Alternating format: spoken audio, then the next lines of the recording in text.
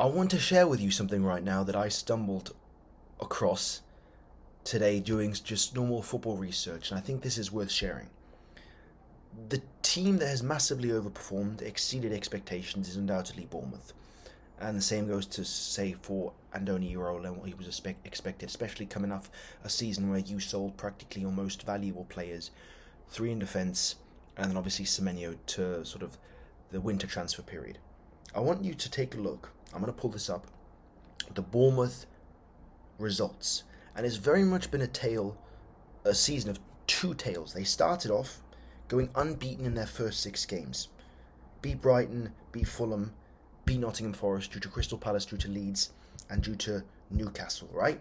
And so those 6 games, decent start, all things considered. And then you go to their next 11 games, right, in which they have a tougher run of fixtures when they face more potent teams, such as Man City, Aston Villa, Arsenal. Essentially, it's stretched from game week 10 on the 2nd of November until the 3rd of January. So 12 games during that period, which they didn't record a single win. And Bournemouth, as you can see here, they started off amazingly, in amazing fashion, and then you can see red, red, red, draw, red, red, red.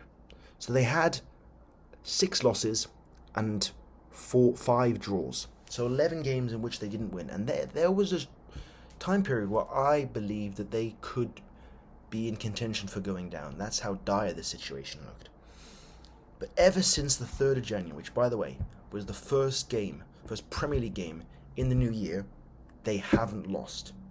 They haven't lost. They haven't lost in 16 games. And that is just unbelievable, and goes to show that even despite a sort of mid-term crisis, you can still make up for that with an amazing run of form as of late. Yes, it was kind of unfortunate that they drew against West Ham, drew against Sunderland, drew against Brentford, drew against Burnley, drew against Man United. They only scored 3 goals in those 5 games. Imagine they had 2 more points, or imagine they had 4 more points.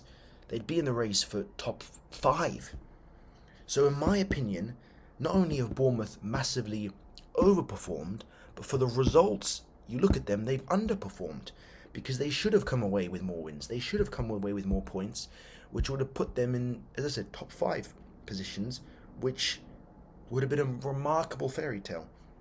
And to sit here and say that makes me so happy to acknowledge, because nobody, I was talking to fans in the stadium last week, and nobody expected them to be this good. Nobody expecting them to make a statement in such a resounding fashion.